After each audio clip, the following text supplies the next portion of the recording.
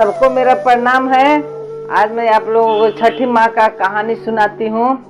और देखिए, छठी माँ का जो व्रत है शंकर जी और पार्वती जी का ही है। महादेव जी और गौड़ा का व्रत है तो हम लोग छठी माँ का नाम करते हैं कि छठी माँ का व्रत हम लोग भूखे हैं, लेकिन है तो शंकर पार्वती का ही व्रत है। एक दिन शंकर जी और पार्वती जी दोनों आपस में हंसी मजाक कर रहे थे तो शंकर जी पार्वती जी को बोले कि तुम अपना मायके चलोगी? तो पार्वती जी बोली कि हाँ हाँ, क्यों नहीं जाएंगे अपने मायके। मेरा मायके में आपके जैसा थोड़ी है, आपके घर में भांग है, धतूरा है, बेलपत्तर, यही सब तो खाना है। अब मेरे मायके में चल के देखिए, वहाँ हलवा पूड़ी खोआ मलाई है, नौकर चाकर है, इतना बड़ा मेरा घर है, आपके जैसा टूटा ही मड़ई थोड़ी है मेरा। तो शंकर जी बोले कि अरे ये तो थोड़ा ज्यादा ही हमको सुना रही है। तो शंकर जी बोले कि अच्छा ठीक है, चलो तुम्हारे घर चलते हैं। तो पार्वती जी बोली कि चलिए मेरे घर। पार्वती जी का तो घर था नहीं, क्या कि पार्वती जी तो अपने पिताजी से झगड़ा करके शंकर जी के पास आ गई थी, तब से जा नहीं रही थी। तो शंकर जी के साथ शंकर जी से बोली कि हाँ हाँ चलिए मेरे घर। शंकर जी और पार्वती जी दोनों चलने लगे। जब रास्ता में जा रहे थे तो पार्वती जी सोच रही थी कि यारे मेरा तो कहीं घर नहीं है, अब शंकर जी को हम ले जाके कहाँ रखेंगे, कहाँ बोलेंगे कौन मेरा घर है। तो रास्ता में सोच रही थी। शंकर जी भी इधर सोच रहे थे कि पार्वती जी तो बोल दी है मेरे को तो लेकर चल रही है, अब कहाँ लेकर जाएगी देखते हैं। लेकिन शंकर जी से बर्दाश्त नहीं हुआ। शंकर जी बोले कि मेरी पत्नी बहुत उदास हो जाएगी, लेकिन मन में था कि एक बार देखे चल के। तो शंकर जी जाने लगे, कुछ दूर जाने लगे तो पार्वती जी बेचैन होने लगी कि कहीं कहाँ लेकर जाएं, कहीं कोई ठिकाना नहीं है। तो शंकर जी अपना मन में सोचे कि पार्वती जी बहुत बेचैन है, तो इनको कहीं हम ठिकाना करते हैं। तो एक बहुत सारा पेड़ था, वहां पर शंकर जी अपना अर्थी से अपना योग से का किए कि वहां पर बहुत बड़ा घर बनवा दिए, बहुत बड़ा घर बनवा दिए। चारों तरफ से बाग बगीचा था और शंकर जी वहाँ घर हो गया। तो कुछ दूर जाने के बाद पार्वती जी बोली कि और शंकर जी देखिए यही मेरा घर है, यही मेरा घर है। तो शंकर जी, वो तो शंकर जी किए थे। अब पार्वती जी को लगा कि वो घर में शायद हम जाएंगे तो किसका घर होगा, घुसने देगा कि नहीं घुसने देगा, कैसा है आदमी है। लेकिन मन में विश्वास करके गई कि हम उनको घर वाले को मना लेंगे।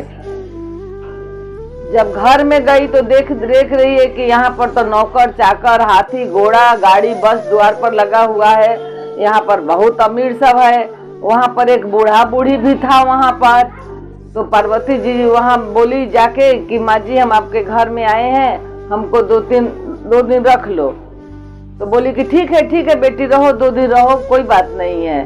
तो सब शंकर जी का माया था। तो जब पार्वती जी 2 दिन हो गया तो शंकर जी बोले कि अब तो हम 2-2.5 दिन के लिए ही यहाँ पर हम अपना माया से प्रकट किए थे घर, मतलब ज्यादा दिन हो जाएगा तो फिर ये अपने आप लुप्त हो जाएगा। तो पार्वती जी को लगा कि हम लोग, पार्वती जी को अंदर में लग रहा था कि हम आए हैं इनके घर में तो 2 दिन से ज्यादा रहेंगे तो शायद नहीं रहने देगी। तो शंकर जी बोले, खूब इनका स्वागत हो रहा था, शंकर जी का भी स्वागत हो रहा था, पार्वती माँ का भी स्वागत हो रहा था। तो शंकर जी बोले कि पार्वती चलो अब हम लोग चलते हैं अपने घर। तो बोली कि काहे और रह जाइए। तो नहीं चलो, मैके में ज्यादा दिन नहीं रहना चाहिए, मैके में ज्यादा दिन रहोगी तो तुम्हारा इज्जत नहीं होगा। तो बोली कि ऐसा कोई बात नहीं है। तो नहीं चलो अब। तो पार्वती जी को भी मन में था कि भाई ज्यादा दिन रहेंगे तो शायद ये लोग हमको रहने देगा कि नहीं रहने देगा। तो पार्वती जी भी बोली कि हाँ हाँ चलिए। जब दोनों रास्ता में आने लगा तो शंकर जी बोले कि एक बार फिर पार्वती जी को थोड़ा चकमा देते हैं। तो शंकर जी अपना खड़ाऊ वहीं पर उसी के दरवाजा पर छोड़ के आ गए। जब रास्ता में कुछ दूर आए तो शंकर जी पार्वती जी को बोलते हैं, पार्वती जी देखो ना मेरा खड़ाऊ तो वहीं पर रह गया। तो पार्वती जी बोली कि बाप रे, अब जाएंगे तो क्या पता वो लोग हमको रहने देगा कि नहीं रहने देगा। बोली कि छोड़िए ना, जाने दीजिए, एक ठो खड़ाऊ में क्या है।